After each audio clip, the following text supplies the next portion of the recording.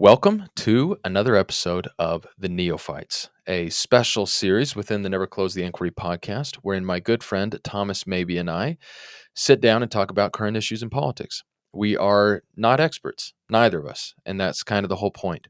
If we repeated our conversation today with the benefit of more time to think things through, it would be different, maybe in small ways and maybe in big ways. The message we're trying to convey is that it's okay not to know. It's okay to keep learning, and it's okay to change your mind. In fact, it's probably good. The fact that you believed something before doesn't mean that when presented with new information or upon reconsideration, you're still locked into that prior view. It's okay, in other words, to never close the inquiry.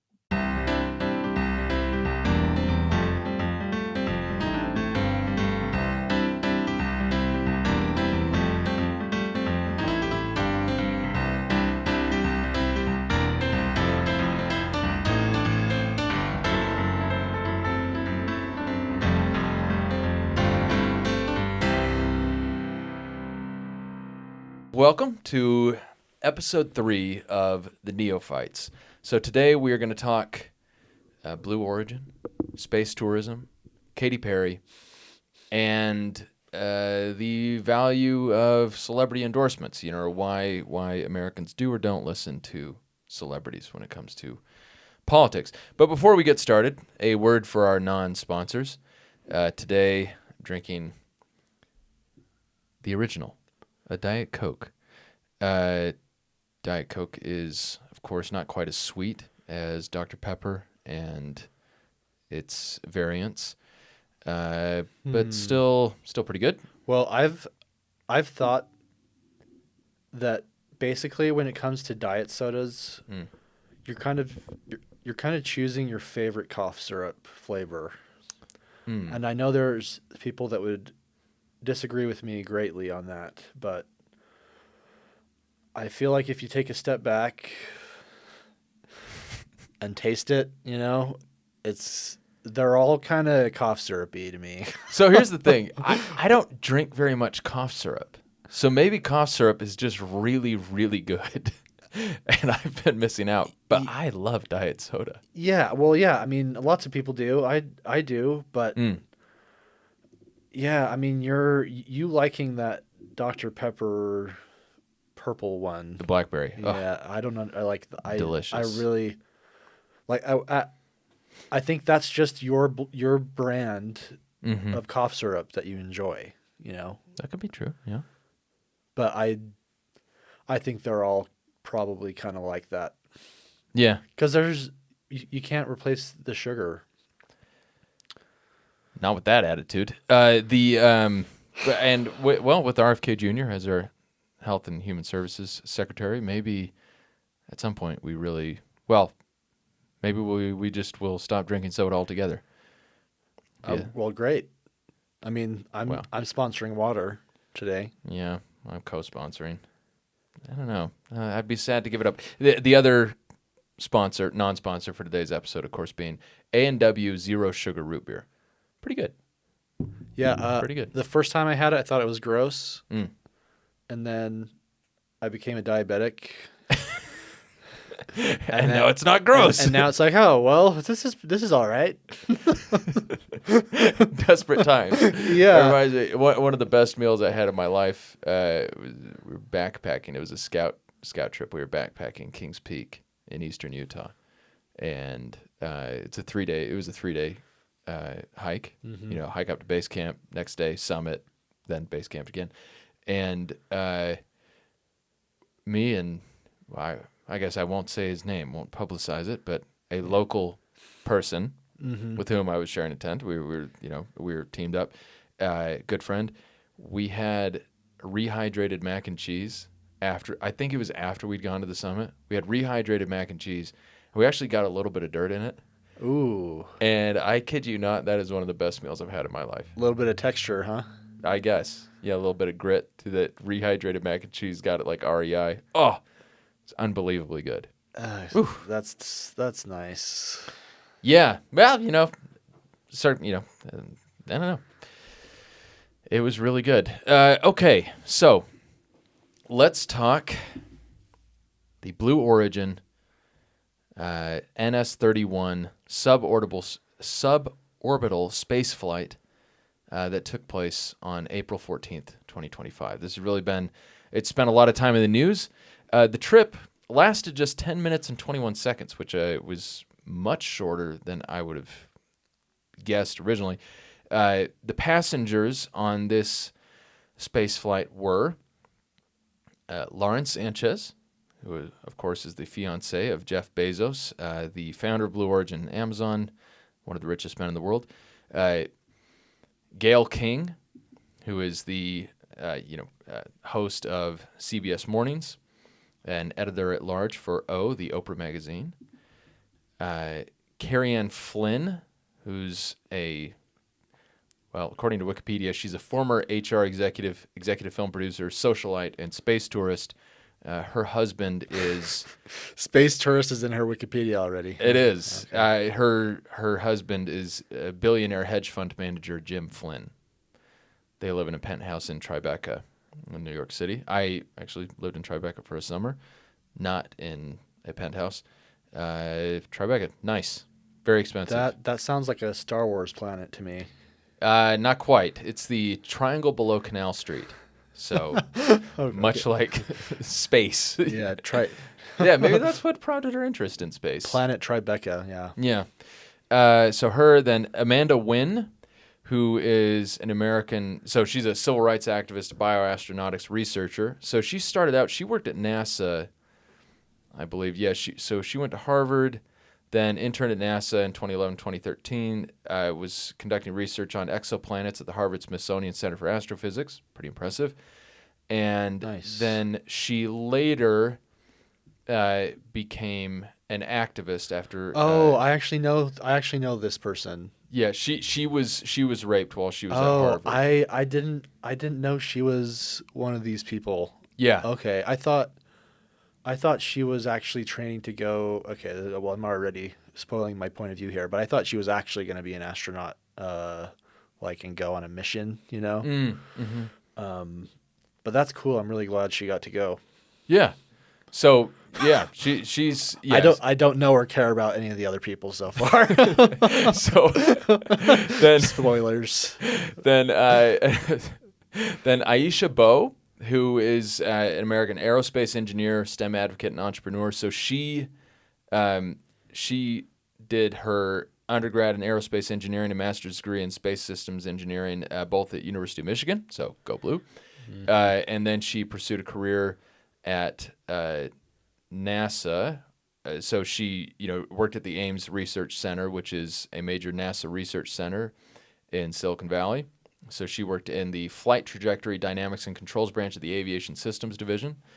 While at NASA, she was a liaison to the Mathematics, Engineering, Science Achievement Program. And mentored students, held interview workshops, and led NASA site tours. She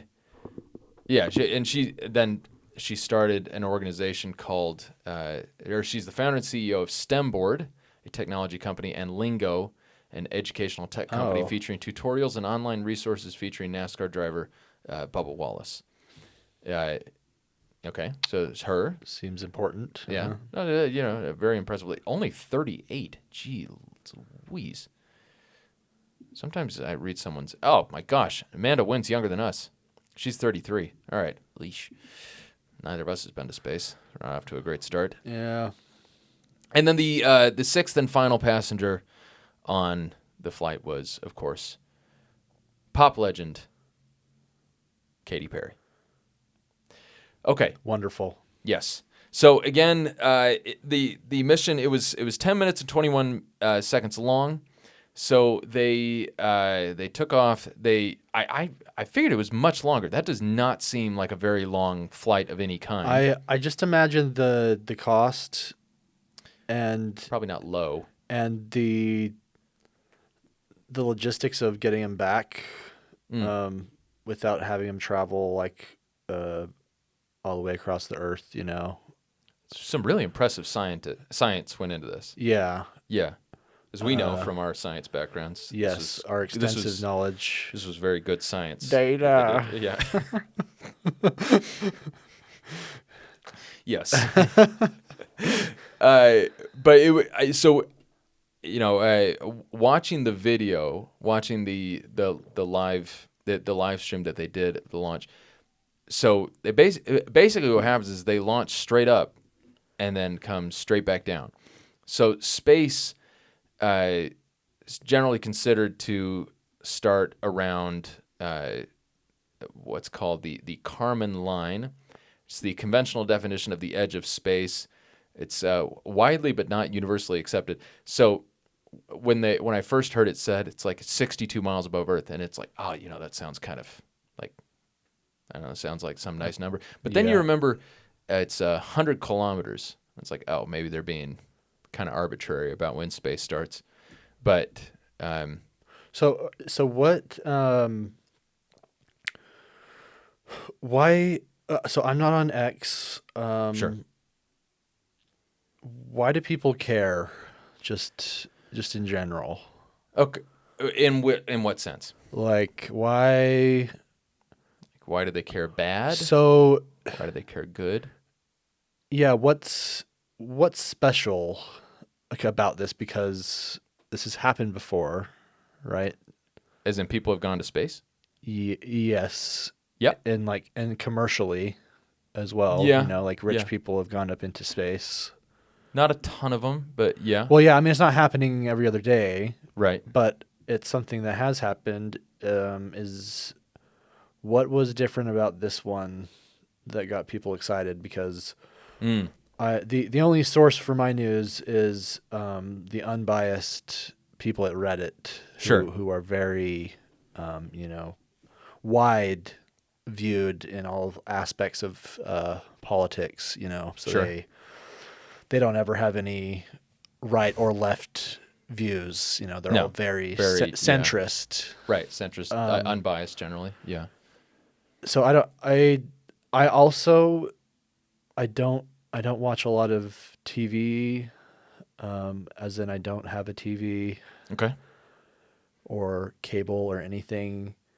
So I'm not clued in on pop culture. So, I mean, I guess apparently Katy Perry is still around. Which is pretty impressive. Yeah. She was definitely a big deal when we were in high school. Yeah, I mean, she was like kind of the big to be celebrity, I feel like, for a while. So why do people care? So, no, that's a good question. And when you say why do people care, okay. It's a broad question, I know. Okay, so few different things. So yes, people have gone to space before. We'll talk about it in a little bit. Like William Shatner went up in a Blue Origin flight. Similar sort of deal. Went up in 2021. Yeah, I remember that. William Shatner, of course, who played Captain Kirk for a long time. There were some good sound bites from that. Okay, yeah, interesting. We'll be able to talk about maybe some of those in a bit, about how he was crying and everything. Yeah. Yeah, okay. But I think, so I kind of wonder, okay, so obviously this is the first all-female space flight. So with a full female crew, there were just 6 women on board. And not the first space flight with only female space passengers. First one with multiple. So there was a 1963 Vostok 6 solo mission by the Soviets, in which cosmonaut Valentina Tereshkova became the first woman in space. But that was a solo mission. Okay. So counts, but different. Yeah. Also, that was the Soviets. So it's of course don't. Right, which are mortal enemies. Yeah, we can't accept their victory. No. So this is a victory for women. Yeah. So I think that's kind of what it some of the opposition comes down to. It's like what were the expectations? What is it being sold as? And it's being sold as this achievement for feminism and women in STEM and everything. It's like, okay. And Katy Perry. See, that's what it comes down to. It's like what did the women on this flight actually do? They sat in a space capsule for 10 minutes. I'm sure there was some training. There's all that. I don't mean to minimize that. Uh-huh. But They sit in a space capsule for 10 minutes. They take their seatbelts off once they get to zero gravity, and they get to float around for a couple of minutes.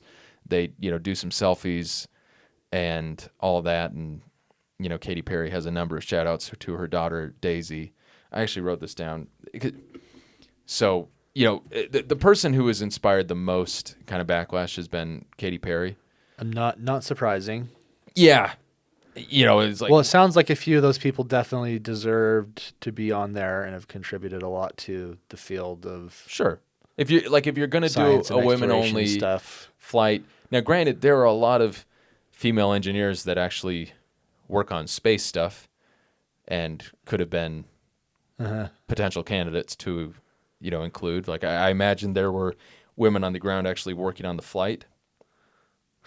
Maybe they would have been good. But like Probably quite a few. Yeah. Aisha Bowe, she's NASA aerospace engineer. It's like, okay, that's fair.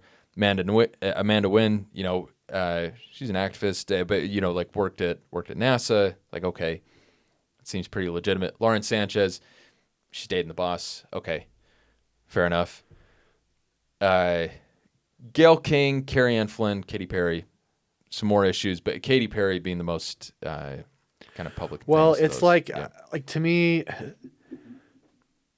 So the people that have the money and that are running the show, they're going to make the decisions. Yeah. And so a lot of this would be either personal favors to somebody or just a publicity stunt to just increase the amount of people that talk about it and care about it.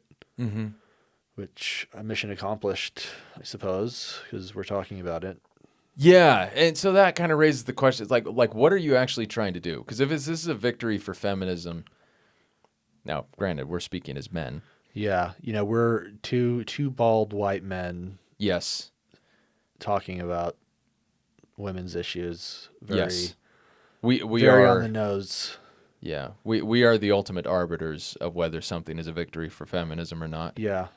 But if we did have to pretend we were, what we would say is that this is, I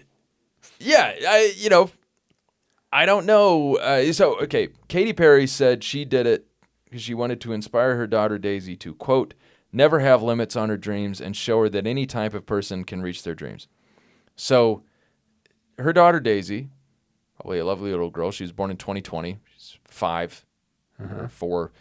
And her parents are Katy Perry, who's an international pop star, one of the best-selling musical artists of all time, is worth, according to the internet, approximately $350 billion.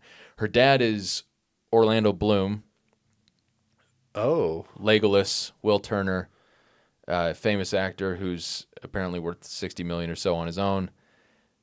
Like, these are her parents.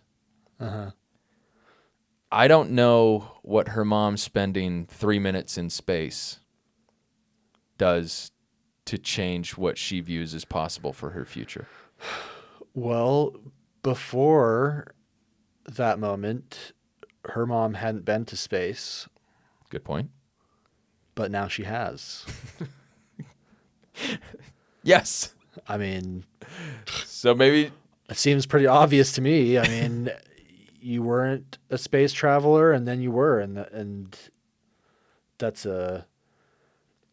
I get the idea behind it. I think if that had come from someone that wasn't rich and famous, it'd probably come off as like much more genuine. Yeah. And she probably means it. Like I don't know why she wouldn't, but even so, it's just less impactful for me because of who she is, I guess. Is that a bad thing to say? It probably depends on how people feel about Katy Perry. What I thought hearing it is that the silly thing to me isn't necessarily her reason, although it is a silly reason. It's that we think she needs to have some deeper reason for wanting to go to space. Because she's got a ton of money. Like if you came to me and said, "Do you want to go to space for 3 minutes?" I'd be like, Well, I'd have Yeah. some safety concerns because of being risk averse, but like if forgetting those, yeah, that sounds awesome. I mean, yeah, I'd YOLO, dude. I'd go. Yeah. Like you don't need a deeper reason to want to do a really cool thing. And yes, like there's some people. There were a lot of people commenting, including fellow celebrities, commenting, and by fellow celebrities we mean fellows of Katy Perry, not of us so Right. much. But there were fellow celebrities like Emily Ratajkowski and Olivia Munn were talking about how it kind of looks bad to go on this like super rich vanity trip to the edge of space for a few minutes when you have people that are suffering everywhere, yada yada yada. And criticizing the connection to Jeff Bezos. Obviously it doesn't happen without him. It's his company and his fiance's on board. But man, it'd be pretty cool to go to space. Yeah. I'm definitely in the camp of like, well, that's a bunch like it's rich people doing rich people things, but I'm not going to complain about it because I use Amazon. I have an iPhone. Yep. I don't listen to Katy Perry, but I listen to other people that make a lot of money doing music. I'm I can't really criticize the culture and then be a part of it as well. I mean I can, Sure. but there's there's some self-awareness I think that needs to be had probably on both sides, but they're just doing rich people things. Yeah. And I think it's stupid, and that's why I don't pay attention to most of it. But if it helps someone accomplish their dreams because Katy Perry went to space, that's great.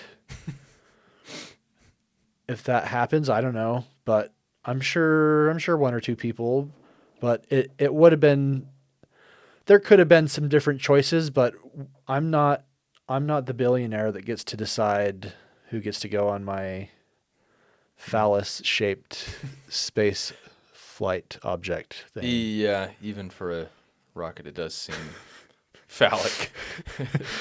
Remarkably so. Yeah, Yeah. it's the head of the rocket that to me is just like You okay, could, okay, bro, really?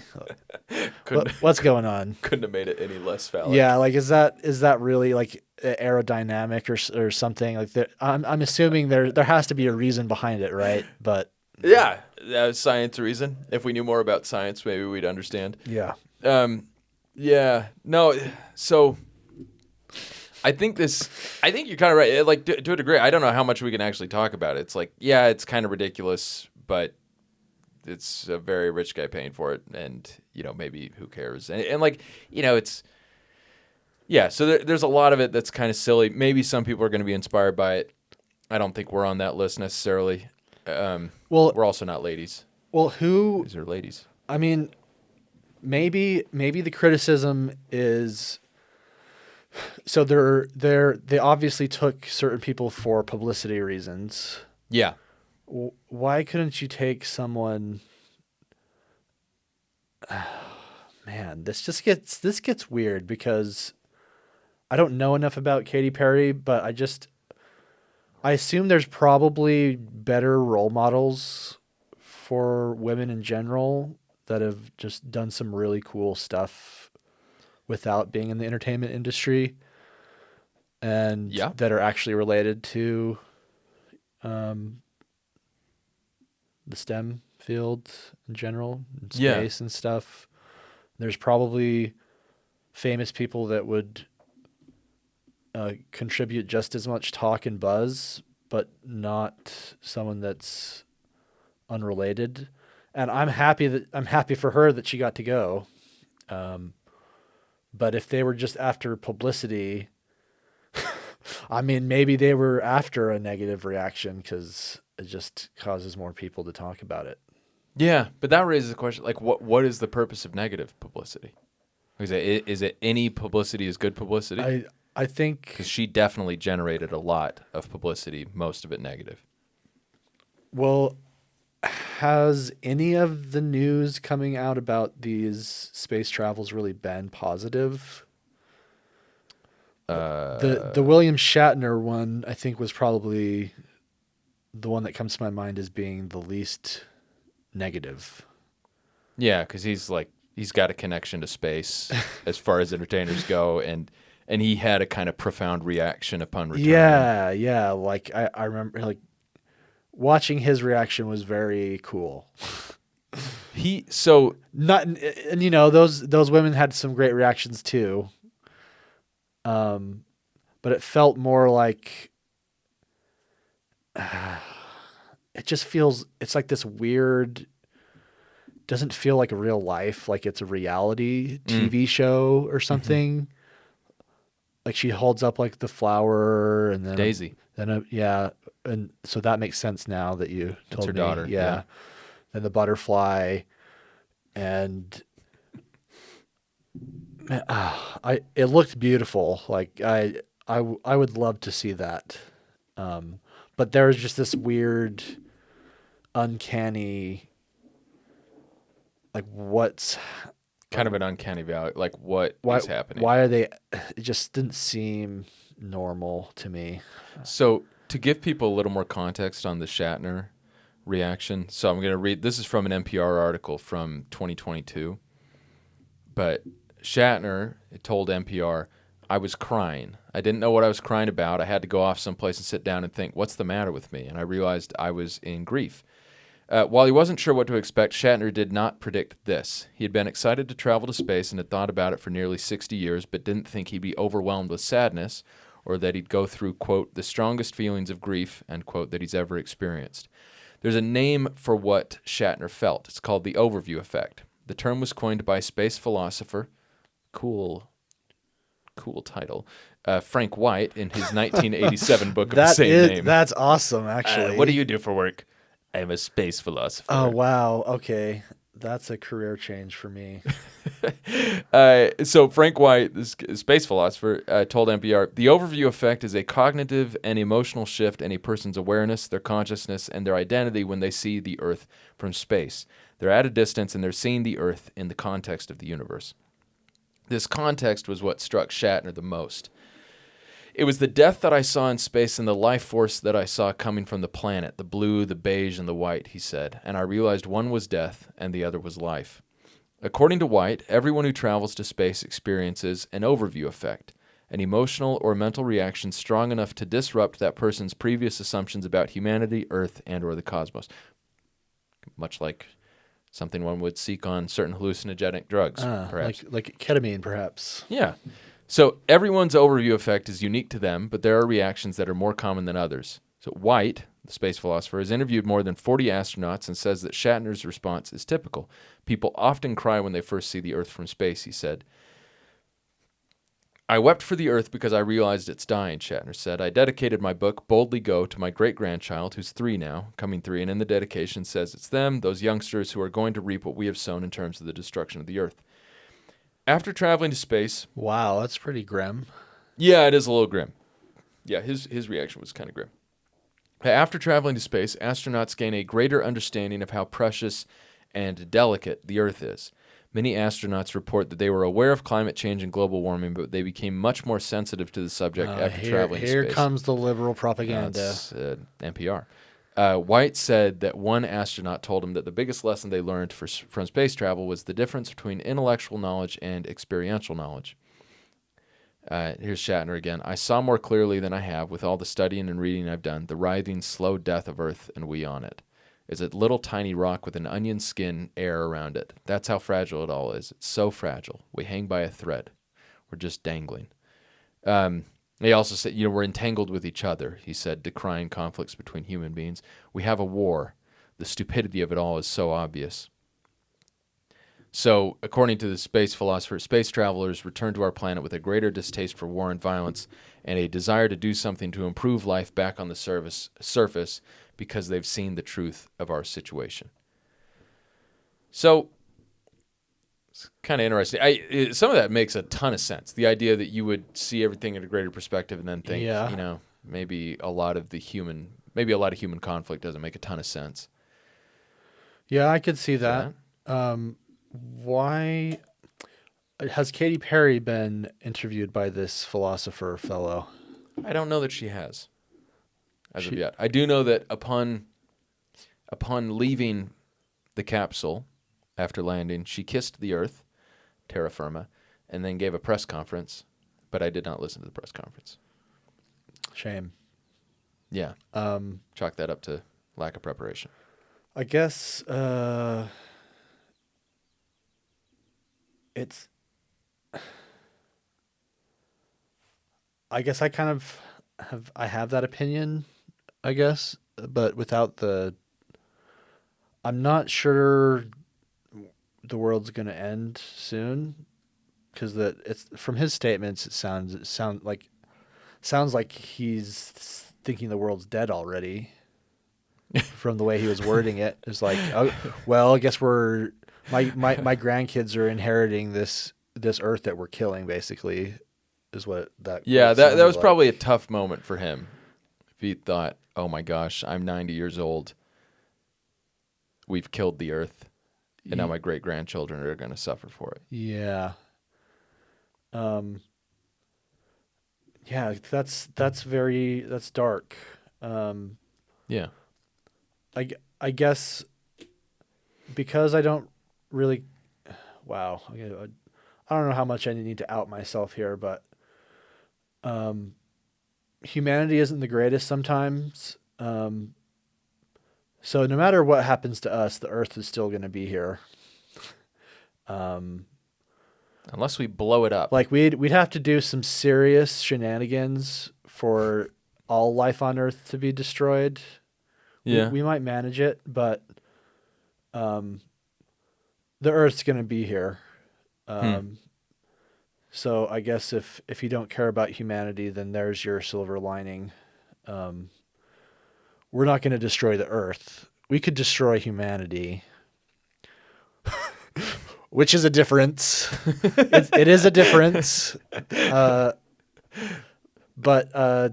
The funny thing is, me listening to that, I started thinking, okay, now what if we drill down as close as we can get to the center of the Earth and we drop a bunch of hydrogen bombs? well, they would melt before they got there, because the Russians actually are mortal enemies. Sure. They just drilled and drilled and drilled until they couldn't drill any longer because their tools were just melting Really? because it was too hot. Really? Yeah. Huh. So I can't remember how deep they got, but it was really deep, but it Deep wasn't enough to awaken a Balrog, perhaps? Maybe that's what was burning their equipment. Balrog just... It's just like,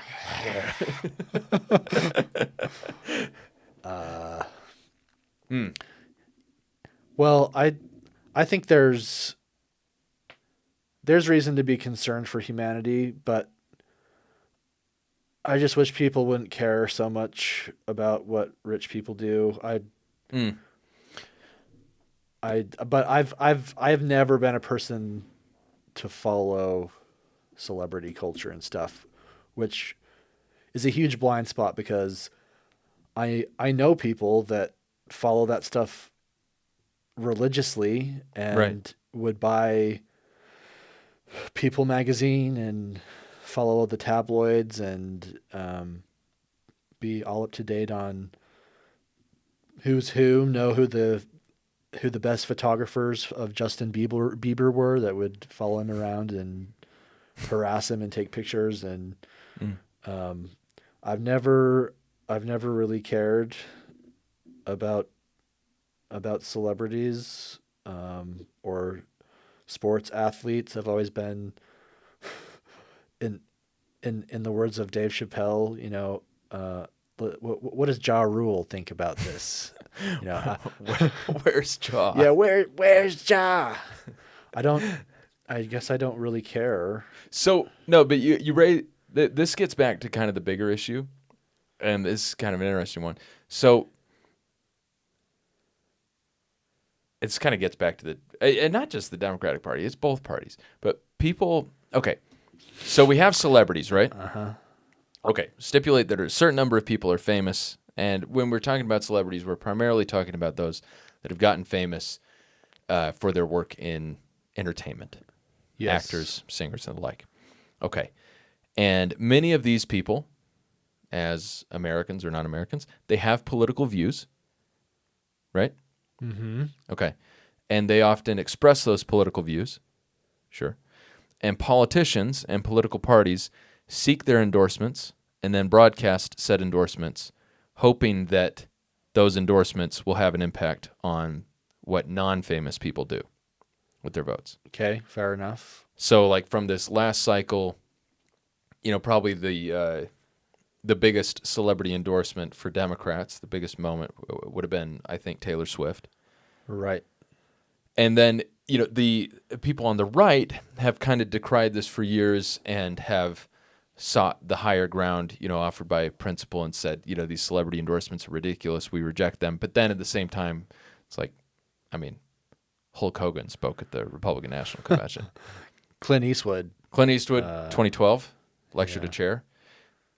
Was that 2008 or 2012? I One of them. I don't know. One of them. Anyway, lectured a chair. The point being that Republicans do the exact same thing. They just don't have their, celebrities generally lean left, and then there's, I think, a fair amount of social pressure in Hollywood where if you are on the right, you don't speak out to the same degree. Yeah. The places they live and the people they interact with on a day-to-day basis probably influence how much they speak out about their views. Right. So it takes a particularly headstrong individual, I think, probably on the right that has like pretty strong feelings about it to speak out. So, but that raises the question. So, why do celebrities not influence the way you think about politics? Because I know that celebrities are just as stupid as me. That's a pretty good answer. And I guess I don't have any respect for their political views any more than I have, for any other stranger. Right. Just doesn't matter to me. But then what is it that makes political parties think that, these celebrities, I think this is what we need? Because it clearly influences some people. If I was a huge Swiftie and I was on the fence, her supporting the Democratic Party probably would shift my vote. And I'm sure that there were people like that. It's not me, but I imagine people that are either younger or just don't have any other solid takes or views on politics. If the person that they idolize comes out in support of one thing or another, it wouldn't hurt that party. And well, it could hurt the party. I don't know. Maybe. It definitely.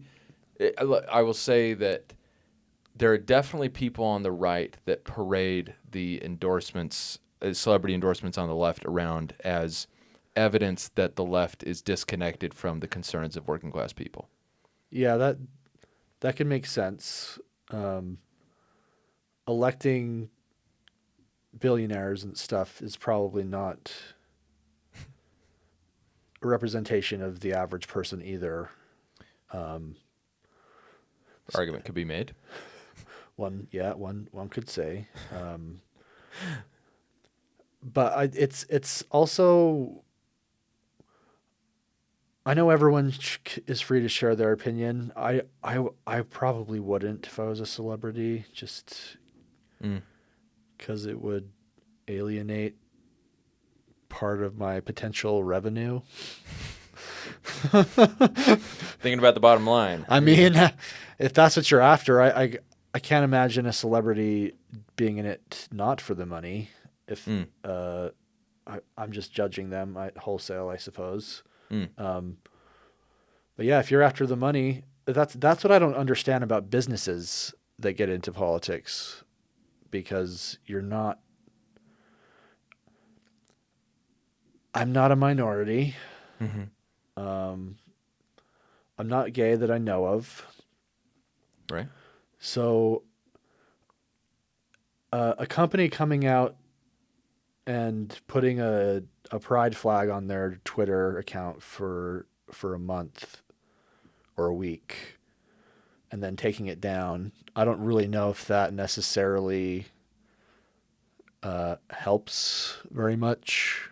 Yeah. I don't think it really. You don't think that's a powerful statement that would cause you to shift your buying practices? Yeah, I mean it could shift people to not buy.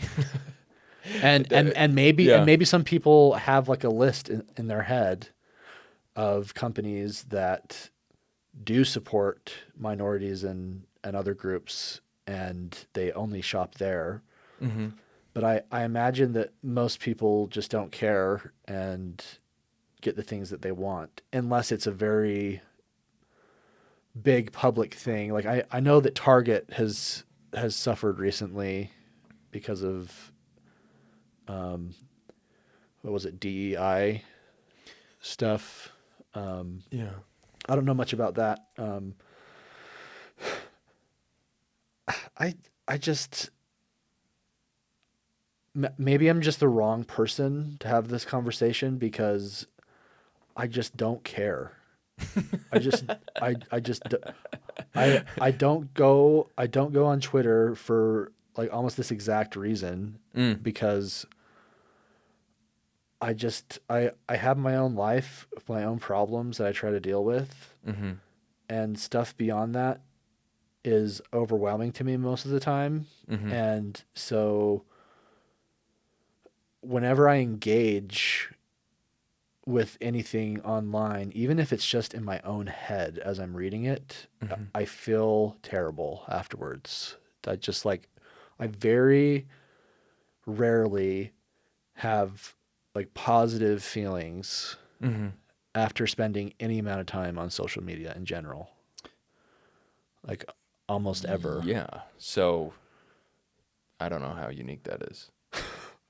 Well, but it's addictive, man. I mean, I've thought about just deleting all of my stuff, and I'm literally only on Reddit now, and that's been my way to get. that's been my way to get like the headlines, Unbiased news. Yeah, it's so funny. The way I found out the Pope had passed. Oh gosh. So I didn't know anything about it. I turned on Reddit, and the first thing was, here's a picture of the last visitor the Pope had. It's JD Vance. JD Vance. And so before I even heard, that he was dead, it was already politicized. Yeah. And that's Reddit for you. It's just that place. I'm addicted, but so it's so bad. It's so it's actually kind of funny. This is all kind of related. So Pope Francis died Monday morning at his home in the Vatican. This is really interesting. He's a really interesting. I mean, okay. So neither of us is Catholic. Neither of us is planning to become Catholic yet. Right, sure. Catholic buildings are great. I have some dear Catholic friends. And yeah, but so neither of us is Catholic. So, our perspective on Pope Francis is necessarily that of a non-Catholic. And we both do tend, I think, to, lean kind of to the left. So when Pope Francis says a bunch of, left-leaning things, it's like, nice. This guy's a good pope. And so basically, I was speaking to a conservative Catholic friend or a conservative-leaning Catholic friend who said that, Pope Francis, very popular internationally and among, now granted, this is one friend, so I don't know, take it with a grain of salt, but very popular internationally, very popular among non-Catholics, which is funny because, again, as Pope, he's the head of the Catholics. Right. And then less popular with conservative factions of American Catholics. Yeah, I've heard similar. So, who preferred the traditionalism more of a Pope Benedict and are hoping maybe for a more conservative Pope to replace Pope Francis. Mm-hmm. And it's interesting. I back to social media, I've seen on X, a number of tributes. It's been kind of funny where someone's like, I am not a Catholic. Here's why Pope Francis was the best pope ever. It's funny to me because, you're not a Catholic. It's the head of the Catholic Church. Yeah. And, obviously, the Catholic Church is a big enough organization that the Pope does have an impact on everyone to some degree. Even if I think you and I, we probably never woke up in the morning wondering, what Pope Francis said in his most recent homily. I never had that experience. True. Definitely saw him in the news a lot, and saw things that he said and thought, I don't even know what homily is, so. Yeah, I had to look it up. Like a reading from Scripture followed by some explication, I think. So it's like a talk, basically. Okay. Yeah, as we would conceive of it. But yeah, he gave those and wrote things from time to time and whatnot. And well, for me, his impact was so you very rudely labeled me as leaning more left, which is just horrendous thing to say about a person.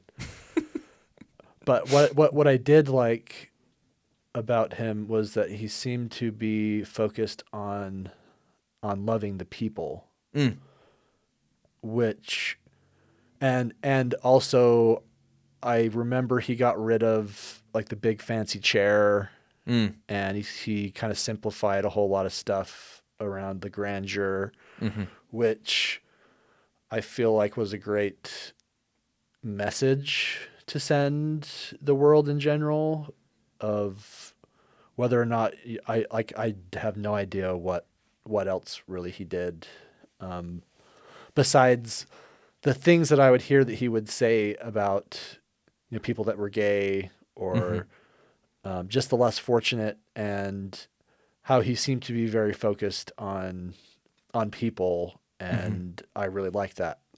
And that's where I most align with left-leaning stuff, is when it's helping people. So yeah, that's where he hit home with me. So two thoughts about that. So one, I think, so there'd be a couple of Republican responses to that, but one from a lot of free market defenders would be that they actually care about people in the same, maybe not in the same way, but they care about people, and they have come to their views because they care about people, and it's through a freer market and whatnot, and through getting the government out of it, that you ultimately help the most people, including the people he's talking about helping, and that through government, kind of active government intervention, you tend to accidentally not help. That's kind of a side point, but just to make that point there. And then, but the other part of it is, it's very nice to have. Well, the thing about religious leaders that are not leaders of your own religion or of a religion you follow, whatever, is that anything they say that you like, you can like, and that's great. And then anything they say that you don't like doesn't matter at all. Yeah. It's I do not care. It's same thing with leaders of other countries. If a leader of another country says something and I'm like, you know what? He or she, just articulated very well a principle I believe in and care about. I'm like, I like this person. I like the cut of their jib. Yeah. And then they say something other than that, and I'm like, well, that country sucks. And I don't care. Yeah, or you never hear it. Right, or you never hear it. Because it's just not in your sphere. Yeah, you don't think about it. We tend to, you see that, I mean, kind of similar things where, so I think we tend to overestimate the importance of our own universe. If like we grow up in a particular place, it's easy to, I think, magnify both what is good and bad about that particular place and not remember that maybe other people aren't thinking about it very much. Yeah. And then 100%. Yeah.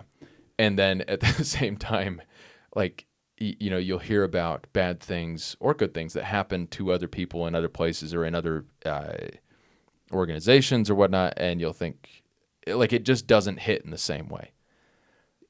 Yeah. Well, we live in a day and age of the internet where we got a lot of microcosms and communities and people that are aware of different things at different times.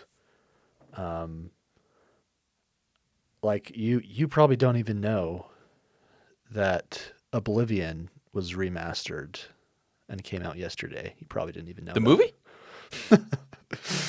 No. But that it's a video game. Oh. And I was thinking of the Tom Cruise film from 2013. And it was like this. It's like this huge thing to anyone that plays video games. And I no idea what you're talking about. Yeah, but it's that movie wasn't that great. I'm surprised they did that. But to people that are into those types of games and stuff, it's like this huge moment, and like they think the whole world cares about it, right? Yeah, but evidently not. like no one, relatively speaking, no one really knows or cares. Yeah. But it's very important to those people, right? I also feel bad that I may have inferred that Republicans don't care about people. Well, but yeah. but just in some ways they come off that way in certain scenarios, especially when talking about who has rights to certain things, or like counting as being married or being a person. I tend to be in favor of people that are gay and are minorities, that they are basically, like a person. It's my general. Sure. And now it's my general view, and I don't know. I think the tricky part is, okay. I'm just gonna shut up because we're gonna bring up stuff that's gonna start a whole nother. Well, no, I was gonna say, to be fair, one, there are a great many Republicans and conservatives who are very compassionate and believe very strongly in individual rights and all these other things, and then also I think thematically, like taking a step back, Republicans' argument would be that Democrats, in their rush to be compassionate for certain groups of people, have failed to be compassionate for other groups of people that are also very important or are more important, and certainly I think that there are definitely, reasons to disagree with the way they do it or with all of it altogether. But the there is this big kind of push, I think, on the right, but then also on the left too, where it's like there are, for example, you've got, we've already talked about Kilmar Armando Abreu Garcia, and you have not just Maryland Senator Chris Van Hollen, but a number of other Democratic congresspeople going down to El Salvador to see him, and Republicans are using that as like, okay, like, even if you disagree with the way he's been treated on due process or just being shipped to a prison, even if he did have due process, whatever. Yep. Like, there are a lot of people in the United States that are born in the United States that are unequivocally citizens of the United States that need help. Yeah. Or that, or if it's not help that they need the boot off their neck, or whatever it is.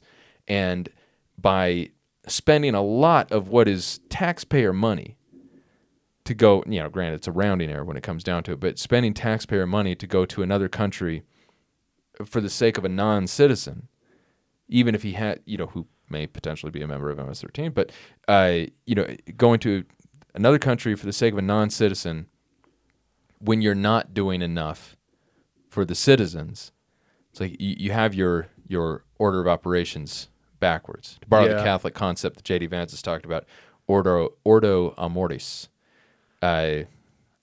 You're loving people in the wrong order. Well, I think I'm fine if you believe that gay people go to hell. Like that doesn't bother me. It's if the laws that you make ruin their lives or make it difficult for them or make them feel like second-class citizens. That's where I have a problem. Because you can believe whatever you want. I don't care. It's just whether or not that affects other people based on those beliefs. If you want to give an argument for like the downfall of society based on X, Y, and Z, I guess that's a potential discussion. I'm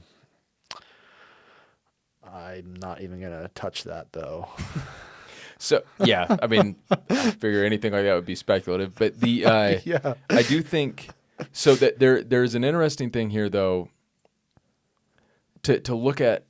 Looking at the Republican Party, I think the Republican Party hemorrhaged a ton of young voters for a good while with opposition to gay marriage specifically. Hemorrhage. They just got brutalized with young people, and Democrats saw that and thought, nice, we're about to win forever. Yeah. But now you have a within a generation, you have a big gap between Republicans and Democrats, because basically, I think from the ages of 21 to 29, I'm going to ballpark it, 21 or 22 to 29, Democrats have a substantial lead. 18 to 21, Trump has a substantial lead. And so a couple of things with these groups. So I think the 18 to 22, I don't know about their support for gay marriage and other social issues, but they grew up in a time when gay marriage was legal. So it's not an issue in the same way that it was for us going to college and in the early 2010s and whatnot. Yeah. And then second though, that group, the group that's now 18 to 21 and whatnot, they were in middle school and high school during COVID lockdowns. And they watched Andrew Tate on YouTube. And they watched Andrew Tate on YouTube. But I think the COVID lockdowns, it basically, and it's not just like there were COVID lockdowns.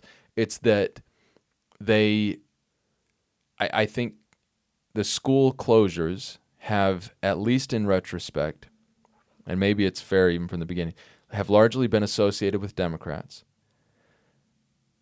And certainly the way that they were, I think, kind of extended beyond the point that they were necessary. Or there was always going to be a trade-off. So what do you mean? I'm not sure I'm following. So I mean that schools, during COVID, schools got closed. A lot of schools got closed, and that's the Democrats' fault. So at the start, I think when it started, no, there was there's a bipartisan push to take, very strong steps to fight the spread of COVID. Oh, are you saying that the kids are mad because they didn't get a high school life? Kind of. Huh. Kind of. I think it's more like that was a titanic blow to two things. Titanic blow to the normal social experience of going to high school, which I think is actually really important. Yeah. Kind of formative. And then a big blow to learning. Huh. And the data bears that out. Right. Basically, if you were homeschooled, close your ears.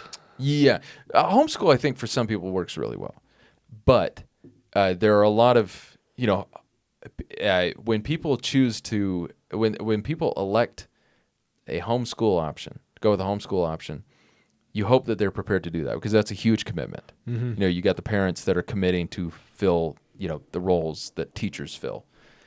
Like, that's big. And there were a lot of parents that I think were not in a position to do that going into the pandemic for very good reason.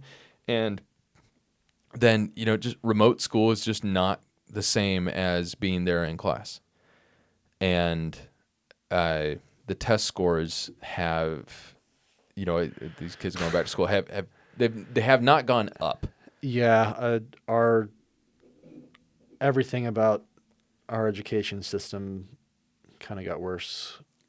Right. Yeah. No, it was not good. And I think, the sense I get is that the schools were closed. They were closed for a long time. And it was always going to be a trade-off. Like, do you want, like my sister-in-law was basically home for much of her sophomore year and all of her junior year. That's so wild to think about. And that's not in a liberal state. That was in Georgia. Mm. Like you in a suburb. Like this, not like just, in Manhattan or whatever.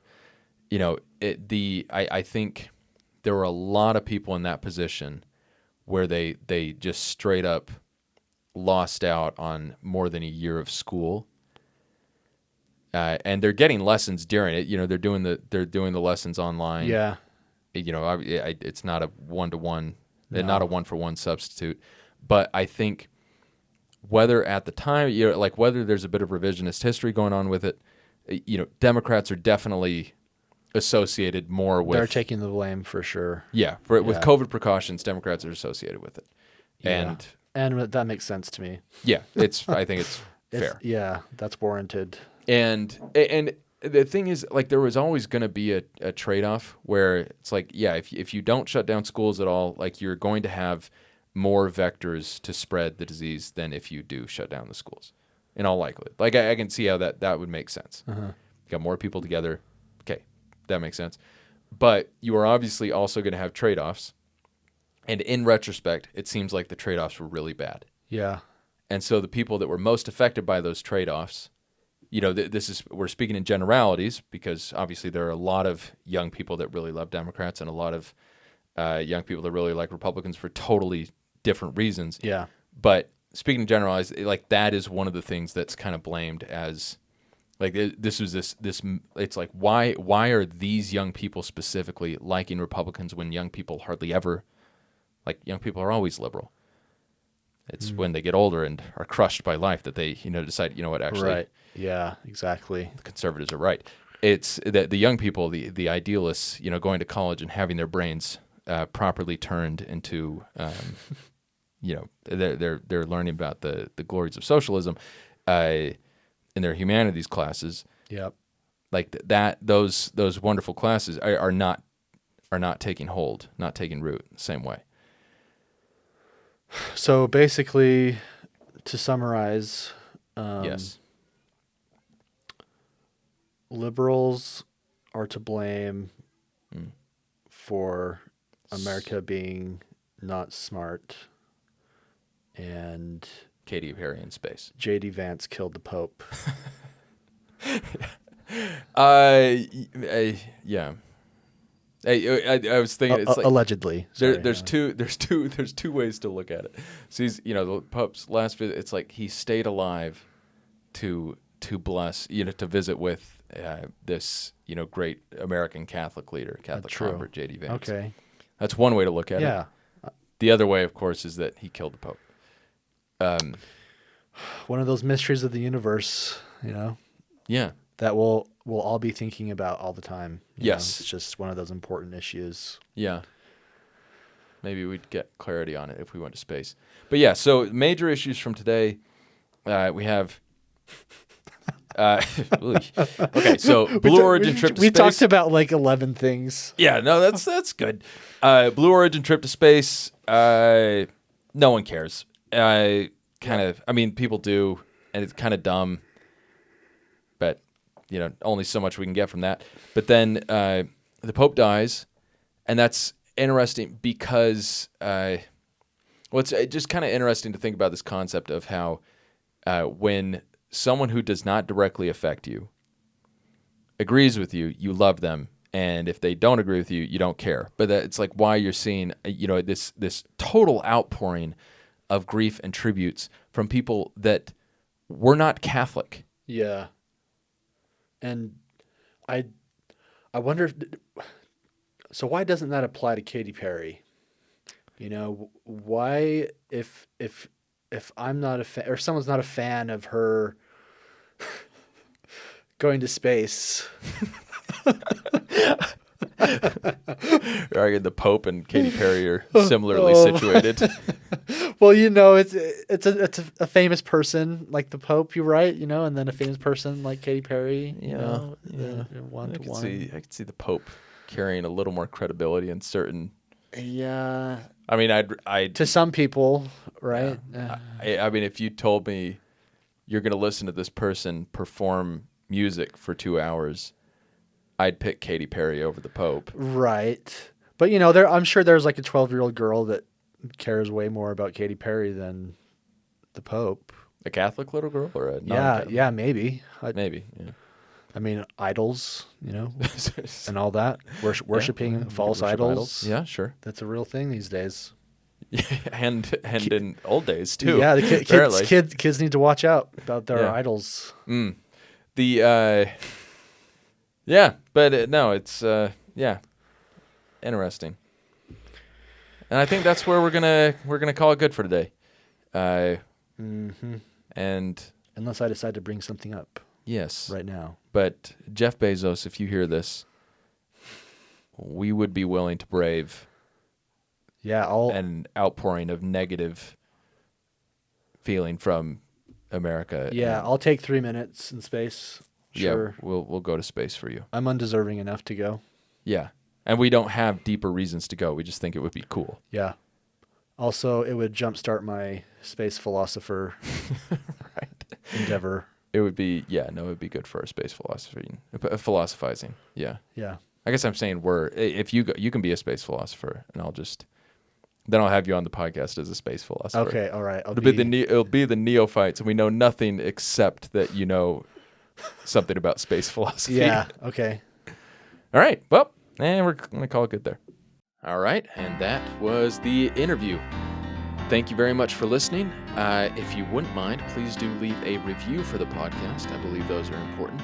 And subscribe to the newsletter, which will be linked in the show notes, or can be found at neverclosetheinquiry.substack.com.